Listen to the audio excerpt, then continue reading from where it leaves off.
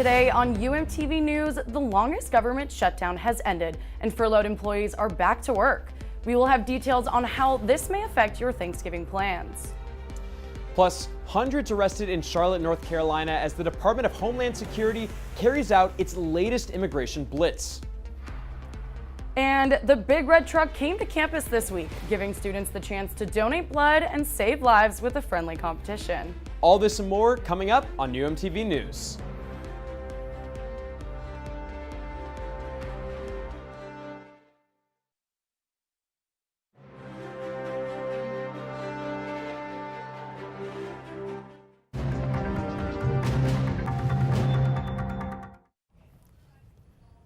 Good afternoon and welcome to another edition of UMTV News. I'm Johnny Mushton. And I'm Delaney Haddad. Thank you for joining us. Breaking news, the U.S. House of Representatives have taken a major step in the Jeffrey Epstein case, voting to force the Justice Department to release its Epstein files. The bill calls for the public release of all unclassified records connected to convicted sex trafficker Jeffrey Epstein, including material that could offer new insight into his network and the handling of his case. Lawmakers moved the bill forward using a special fast-track process, signaling broad bipartisan support. On this vote, the yeas are 427, the nays are 1. 2/3 being in the affirmative, the rules are suspended, the bill is passed, and without objection, the motion to reconsider is laid on the table. The bill now goes to the Senate, where it's expected to gain strong momentum. If approved, the Justice Department would be required to release the files with limited redactions to protect victims. With the government shutdown ending after 43 days, many government agencies are regaining control as workers are finally being paid. The Federal Aviation Administration, also known as the FAA, is one of the agencies that will see some major improvements as the holiday season rapidly approaches. Those traveling for the Thanksgiving season can expect a smoother experience at airports after the FAA officially ended its flight cuts early yesterday morning. U.S. airlines will now return to their regular schedules. The FAA is also in the process of lifting flight restrictions that impacted 40 major airports during the 43-day government shutdown. The agency, as well as the Transportation Secretary, released a statement saying, quote, "Safety trends and the steady decline of staffing trigger events in air traffic control facilities." It does appear that air traffic controllers are working. The call-outs are minimal, and they're all getting bonuses now if they came to work. So I think the morale there is up, as well as the TSA. Union members noted the challenges air traffic controllers faced while working without pay during the shutdown. The stresses, the pressure, the fatigue is setting in. Air traffic controllers are texting, "I don't even have enough money to put gas in my car to come to work." For those flying back home to see their families for the upcoming holiday season, the TSA says travelers should expect consistently faster operations, though delays and cancellations are still very possible during a busy travel season. I think the things we should be looking out for are weather-related incidents that could kind of throw the system out of whack or outages. But overall, I think things are looking good. And here at the Miami International Airport, officials say they're fully prepared for the holiday rush and expect steady crowds throughout this weekend and next week. But they are still asking passengers to be prepared and patient for what's expected to be a hectic week for airline travel. At least 200 people have been arrested by immigration officials in Charlotte, North Carolina, as part of the ongoing immigration crackdown. Federal agents arrived in Charlotte on Saturday, making 81 arrests in the first 5 hours of the operation dubbed Charlotte's Web. On Monday, a Department of Homeland Security spokesperson said that those arrested allegedly have all broken the immigration laws of our country. While the DHS says the operation is making North Carolina safer by arresting criminals, North Carolina Governor Josh Stein says the effort is stalking fear. This is causing widespread fear, widespread uncertainty. This is not about public safety, and I wish that it were. Charlotte is the largest city targeted by the Trump administration's enforcement of immigration laws. Federal agents are expected to stay in Charlotte until Friday before being redeployed to New Orleans to begin Operation Catahoula Crunch. The Trump tariffs have been impacting a variety of goods, including toys. Shoppers are warned to expect higher prices and lower inventory this holiday season. About 80% of toys sold in the U.S. are manufactured in China, and Chinese imports have been hit hard with tariffs. Experts predict families with children will spend roughly $30 more this year because of the tariffs. And they warn shoppers not to wait until Black Friday to buy toys because it's unlikely they'll go on sale and the inventory may be low. A popular West Coast yogurt chain has made its way to South Florida. Go Greek Yogurt has officially opened its doors in Coconut Grove, drawing big crowds as well as controversy. Emmeline Smith went to see what all the buzz is about. Emmeline, what is controversial about this place? Over the past few weeks here in Miami, social media has been flooded with customers concerned over how much they've spent on such a small portion of Greek yogurt. Yet the line continues to expand beyond the front door. I had the chance to sit down with the owner of Go Greek and investigate the reasoning behind the premium prices. Here in Coconut Grove, Go Greek Yogurt is the place to be. Famous for its thick, creamy, Greek-style yogurt, it's the company's second location in Miami. I like it because I feel like it's more of like a healthier froyo option, so I don't feel like as bad. Like after eating it, I feel like I'm more like, don't feel as sick, I guess, like compared to normal. But for some, the hefty price tag is the real conversation starter. Depending on toppings and size, a single cup can climb up to $30, and that has sparked plenty of controversy online. We are all about giving our customers the highest quality product, so much so that we actually import our yogurt from Greece. So the name Go Greek is not just a name, it really stands by our ethos as a company. The premium price tag allows for only the best ingredients, prioritizing customers' well-being and experience. And based on the turnout, the community seems to agree.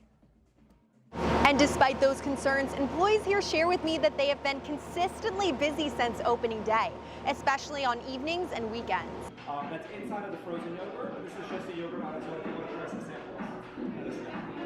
The growth that Miami's had in so many different categories, but definitely on the health and wellness side, the fitness side, it's grown so much.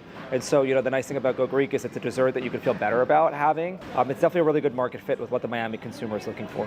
Whether it's the authentic ingredients, passionate staff, or just even the social media hype, the new addition here in Coral Gables is off to a great start. And if the lines stay like this, it may not be the last. Obviously, I did have to try the yogurt out myself. I got the coconut yogurt with strawberry jam on top, and I do have to say, it is worth the hype. Reporting from Coral Gables, Emmeline Smith, UMTV.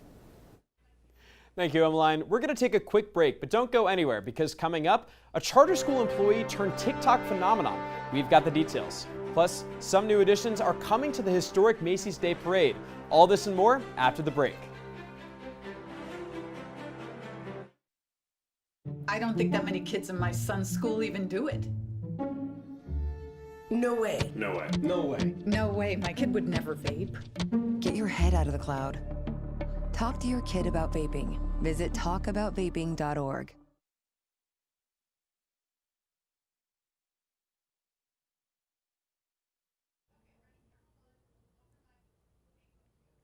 Canes basketball traveled up the Florida coast this week to play in the Jacksonville Hoops Showdown against reigning national champs, the Florida Gators.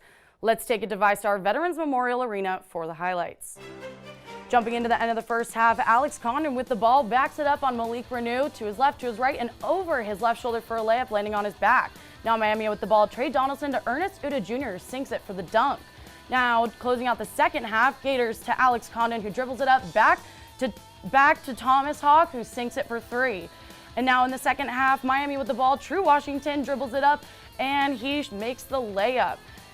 Now with 9 minutes left of the game, the Gators dribble up the court, passing to Thomas Hoke, who makes the layup, and he sinks it. Thomas had a pretty good game, and the Gators will defeat the Canes 82-68, Miami's first loss of the season.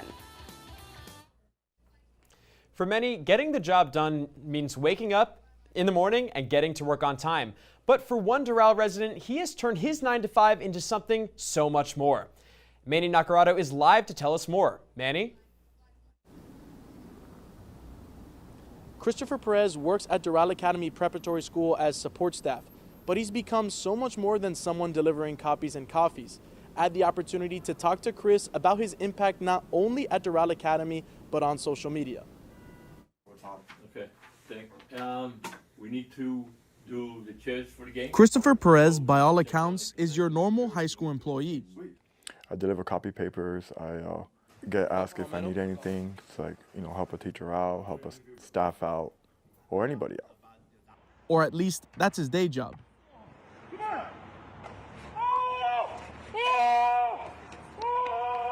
Christopher, better known as Spidey, has made a name for himself on social media, making trick shots at Doral Academy Preparatory School, with over 17,000 followers across social media platforms and 1 million likes on TikTok. But to understand why Spidey does this, we have to start from the beginning. My sister and I came from Romania, and here we are today, and what have you. And since I was adopted, I wanted to bring peace to people around me. A peace and positivity Spidey spreads to the world, one trick shot at a time. He's very positive. He's always trying to get everybody up and at him. He's never down. See somebody's down, hey, what's the matter, what's up? And try to talk to him and try to encourage. And he's got the biggest heart in the world. Sometimes I say his heart doesn't fit inside his chest, but somehow it shrinks and he gets it in there. And it's that kindness that has made an impact on the Doral Academy community. I think Spidey's contribution to the school is that he not only brings energy, but he brings this sense of hope and respect that isn't brought everywhere. It's something that makes Doral, because walking through the halls and seeing Spidey is just something that makes your day and makes walking to class even funner. Oh, good to see you guys. Good to see you, my boy. And Spidey hopes to continue to inspire those who had similar beginnings. This is why I put my stuff there for my people. So, you can be adopted and still do trick shots. You can be adopted and still be kind. You can be adopted and still be the best version of yourself, because you have to. What else do you can't let the past win. Now look what's in front of you, your future. I always wear my sunglasses for a reason. I wear my sunglasses for a reason, because your future is bright.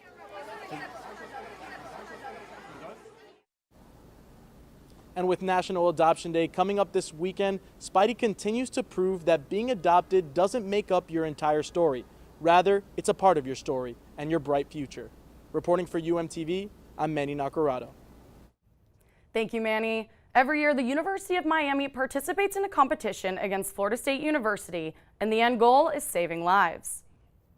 Since 2009, Miami and FSU have partnered with OneBlood, where students compete to see which university can donate the most blood, while also contributing to essential medical treatments. The competition is called Battle for the Bucket and includes a trophy shaped like a bucket that is held at the winning university. The University of Miami has won the last 6 years in a row and hopes to continue its winning streak and keep the trophy at home. Students who participate in the blood drive earn a $25 e-gift card and a blood donor sweatshirt. But the biggest reward is the impact their blood could have on others. The biggest thing is just blood. Whenever you're doing a surgery, whenever you have some type of issue going on and a doctor is going to help you solve that issue, they're going to need enough blood, because whenever you do a surgery, you are losing blood. So they need blood to replenish whatever you've lost. And I feel like it's an easy thing to help the community. It's an easy way to service the community. Along with blood donations, the Battle for the Bucket is also a fundraiser with money donated based on the number of pints collected. The proceeds go to Fun Day, which is a day of service for the special needs community taking place in the spring. Students can find the Big Red Bus on campus today and tomorrow between 11 a.m. and 8 p.m. at the Rock Plaza, Miller Circle, and Mahoney-Pearson residential colleges. And finally, Thanksgiving is next week, and along with turkey, mashed potatoes, and pie, it's also time for the historic Macy's Thanksgiving Day Parade. Organizers revealed 7 of the new floats debuting for the 99th annual Macy's Day Parade this year. These include floats by Lego, Lindt, Netflix, Goldfish, and more, with the most anticipated being the first ever Labubu float. They will join longtime favorites such as Sesame Street, Peanuts characters, and Tom Turkey. Going to be really exciting for the Thanksgiving season. I agree. Well, that's all the time that we have for this edition of UMTV News. Thank you for joining us. We'll be back here in 2 weeks. Have a safe and happy Thanksgiving holiday.